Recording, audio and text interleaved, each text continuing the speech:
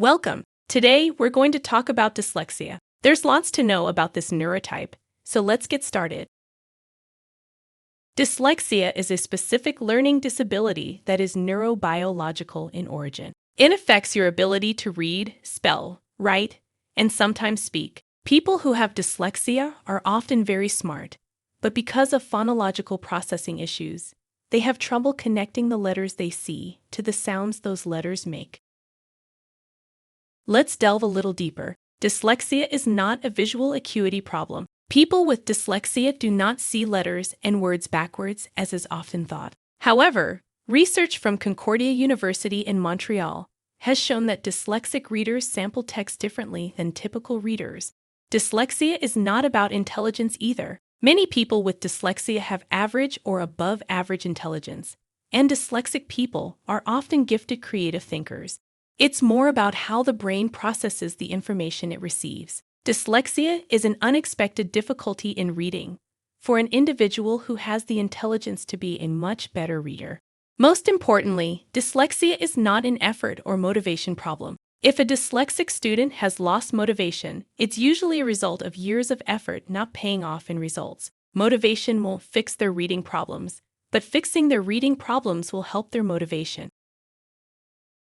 Neuroscience research reveals that there are significant differences in the way typical and dyslexic brains function when it comes to reading. In a typical brain, novice readers will use Broca's area and the parieto-temporal area to analyze and decode new words. Once a word is read multiple times, it becomes automatized in the word form area of the brain, the occipito-temporal area. In a dyslexic reader's brain, the parieto-temporal and occipito-temporal areas are not activated, and Broca's area overcompensates. Words and letter sounds are not automatized, and students are stuck in a constant state of decoding.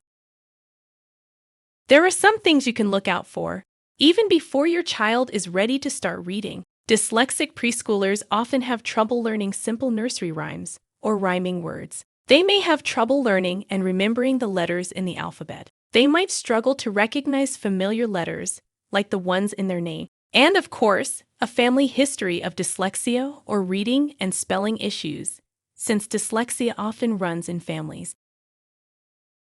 Here are some signs to look out for in kindergarten and grade 1. Dyslexic children regularly guess the words in a story based on pictures, rather than trying to sound them out. They can't break words into their individual sounds. They forget how to read words they knew how to read just moments before, and struggle to automatize familiar words. And of course, a family history of dyslexia or reading and spelling issues.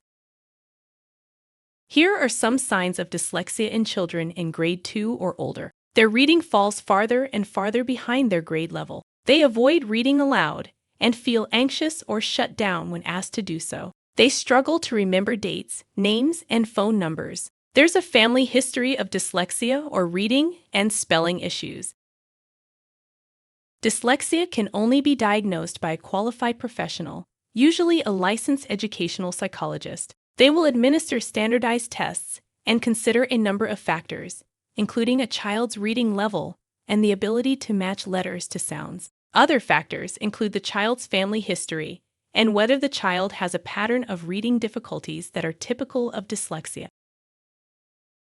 It's important to provide a supportive learning environment that focuses on your child's strengths. Remember, dyslexia has nothing to do with their intelligence, effort, or desire to learn. With the right support and interventions, children with dyslexia can succeed in school and in life.